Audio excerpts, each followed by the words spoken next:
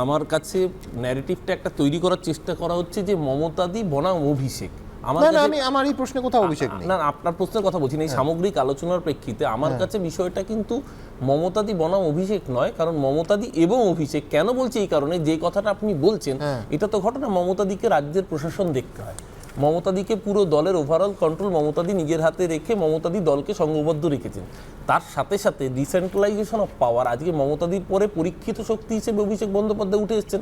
তো মমতাদিকে যদি অভিষেক বন্দ্যোপাধ্যায়ের সহযোগিতায় দল যখন বেনিফিটেড হচ্ছে, যেটা প্রমাণিত এই চ্যালেঞ্জ ওই উল্টো ন্যারেটিভ বিরোধীরা দিচ্ছে না। তোমার দলের নেতারা যদি বলেন যে সেনাপতি ছাড়া যুদ্ধ জয় করা অসম্ভব, সেটা কাকে চ্যালেঞ্জ করা হয়?